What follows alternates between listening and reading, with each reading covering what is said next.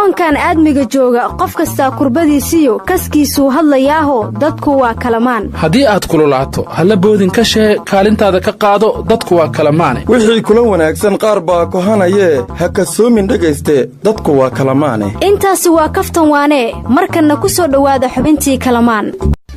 saad u hesho xubinta kalamaan maalin walba fadlan subscribe sar page-kan Dulmidiid Media waryaarahan eedaadka soo mara umulba ilaawde alla sahal amuura aadanoo aqoone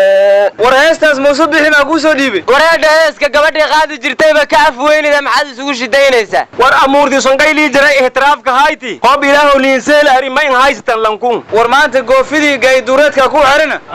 lafda gareema xildhibaan kuu ballan qaaday warnimada geedda soomaali la yidhaah weligeed ilbixi mayso dowladna noqon mayso waxaan naquustay markii 2020ka joornaalkii qaranka qabyaalad lagu soo qoray war madaxda qaranka ka nixin 2020 lama gaar waqti badan awaaray warka iga dhaxgal inay dhageyso abwaan xaashi cali bari allah u naxariiste oo 60kii Soomaaliya markay dawladda noqotay gabiyay wuxuu yiri dawladnimo waxaan haybinaba waa la soo helay hayeeshee sidii loo hantaa hadalka jooga war waxa la yiri kudka guur qanjo guurba waa garangar shaydaane ummad galeela faysaan hoongeesnaba u socone gurdaraacna madaxdeena sare kama gaboobaane arin loo gorfeeyay waqood gabangabeeyaan war 3 sano kadib waa markii horeysay ee safiirada caalamku kala bartaan qabaylada Soomaaliyeed war safiirada caalamka xitaa wadooyinka dhagaxaanta yeelaan ay kala barteen war safiirada caalamka xali madawiinaga asha sharafan suubi waana wada hadalena gujuudi oo weerasi af ingiriisi ah hayradan af ingiriisiga mugoradawhe war adiga afkaada u baahan madaxweyne in loo fasiro war safiirka Shiinaha ma dhahaye muhiim ah warwar ma haysiine ra'iisul wasaare Khayr Gurceel ayaa lagu soo dhaweeyay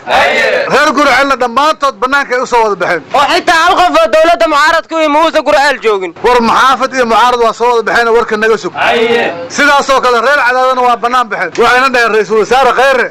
ballankii waa nooga baxay maqaamkii cadaadana meel uu uga dhacay war maqaam raadis Muqdisho ku daashay reer cadaadada boorarka maqaamka bedelaan war maqaamiye i'tiraaf toona si fudud laguma hele annaga ku daaleeyahay suureerinina war cadaada kaliya ma aha waxa maqaamka raadinayay odayaashii xaraalaba waxay dhaheen dhuusa mareeb tagi mayno inta nimankii dadka naga laayo joogan ra'iisul wasaaraha iskuma aanan ogeyn waxaas war tiknikadii ubkii badnaa odayaashii xaraala ma la laabteen war taliyaashii ciidamada dawladda dhamaantood dhuusa mareebay ka degeen ra'iisul wasaare Khayrana waa kii yiri amniga dawladda la wareegaysa hadda ballankaasi hadduu fulo maxaa dambe laga doodaya may dheega jiray geel hooba lagu horiyo galaan galade dadka aday sheegaas widaayay galaan galashi dhimanyin xaadimano laga raba war yeeli mayna wallahi loo fadhin oo billahi loo fadhin wallahi laga yeelin mar laga yeelin oo mar labaad laga yeelaynin ana san dhiman galaan galashadii warka iga dhaxgeline waxaan dhihi lahaa reer Galmudug adigoo dhagax joogoon dhibic haysan biyaa ka kale oo dhagax joogoo dhaliya kuugu xigaana in la dhaansado diido ceelashii dhabab saaray wuxuu dhowranayaa mahalays la dhinta usbeela asageen dhaaytay la taas dhagankin ahahe war taliyaasha ciidamada ee ra'iisul wasaare Khayr oo amray inay dhuusa marar tagaan Fahad Yaasin lama socon hadda Fahad duu ka maqan yahay fara laaban war Fahad lama amre asaga wax amra war waxba ha jaraynin xabsiga waa galaysaa waxaan ka ballan qaaday inaad ku baahan cunto kugu keeno war guluuyay inta dhowdhowda iska dhaaftaan qarankii Soomaaliland i'tiraaf buura abu helay Kenya waxay yiraahdeen dawladda Soomaaliland wada hadalkii aanu yeelanay waa lagu guuleystay madaxweynahayagii Muuse Bixina waxa marti qaaday dhigiisa madaxweynaha Guinea Bissau iyo wafdigu watayba marka idinku dhowdhowdiina ku jira war waa kullu gooyeen Guinea Bissau iyo Kenya kuma aqoonsan karaan warwarkii Kenya Twitterka lagu soo qoray wasaaradda arrimaha dibadda ka jawaabtay waxayna tiri waa xasrad abuur dulmiga Kenya mana aqbalayno war ictiraafka adeer haddaan loo diideen dadka kale la siinaya ictiraafka maxaa nooga hortaagantiin war ictiraafka aad gani bisow ka raadinaysaan gabar Soomaaliyeed oo buula burtay joogtaa ka sahlan inaad ka raadisaan miyaadna wax ka baran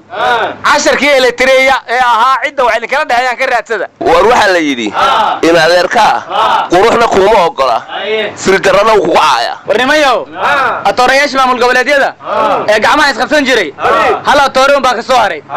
waana Sayid Axmed Madoobe awowgii la gubsayidkii maanta mamadiba war maye waa single iyo mufrad war aan isin basin liyaabsana Ahmed Madoobe madi waa kaari madiisan latin heefata mukafa ka sooda madi goobka safaylan kar wali hal bood doonto ogsintiinaysan war ma heestaan gudoomiyaha gobolka Banaadir General Mungab wuxuu qadaw sameeyay maalintii xorriyadda dad badan oo kamid ah naafada gobolka Banaadir dadka xaatada ay kuma jiraan miyaa naafada gobolka Banaadir war gudoomiyaha gobolku waa injineer Yuriso aduu ma maranta warka naga dhaxgeline Mungab inuu siyaasadda ku soo laabtay ayaa ii muuqato war Cabdikariin Xuseen Guuleed baa wuxuu yiri waa soo caafimaaday waana ku soo laabanaya siyaasadda marka tanina ka tagima tush Shariif naftiis baalo ma ka dheer dareera walaal Soomaali waxaan dhigila dhulka aadmigaan beeran dhaydiisa guranaynin dhudhunka la maalaaye hawshana ku dhididaynin dheeftooda mooyaane dheeraad ka soo saaran dibaddana u dhoofgeynin lacag adagna soo dhaafsan dhaqaaliya ma helo maale dhaadhaada iyo muranka halkiina la dhoobnaada warwaaga hore waxaan dhagaysan jiray dhulka qoda hoos u dhaadhaca aynu dhareegne heesta waa fahmay caada ku dhex jirta maxay war dhaaf ninku heesta waa qaaday inuu oga xoolaa yahay bisu muujiyay dhulku qodolanki singari hobasan dhiban aragdan dooban adigeedaga bogshay warnimayo waxa la yiri Soomaaliya nin madax looga dhigay ay Allah baday balaan maanta aniguna ku rida moojisaan haye intaasaan ku soo koobaya yaanan sii badin bulay oo maxaad sheegtay war afdabolan deeb walaray masaakiin afjay daboldo dhaaf war buura ka wadama laga helay war madaxweynuhu waa astaanta qaranka in wax laga sheegaana waa sharci darro markaad ka hadlaysaan xafidallah oo ka hormariya imisaan idin lahayn hadiiskas reewaagu aw dheer uu saaxiibay war maystina dawladda Mareykanka waxay tiri dib baan u bilaabaynaa taageerada ciidanka Soomaaliya war adiga goorma lagu soo daayay war caruurtii shabaab ee afduubeen macawisleeya ka soo celisay cimrigooda Allah raajiyo war beentaan iska dawlay alla waa nooga maqan kuwa naga afduubtaan cidnana nooma soo celinaan naqamaajin war kuwa aad sheegayso amiiray noqdeen war macawisleedana sheegaysaan maxaa saraawiil ugu xiri weydeen horta in Kenya badda Soomaaliya damaaciso waa garteed afka lagu naq warka laga dhaxgelinay sababtoo maalin kasta awsay naga iibisaan cunaa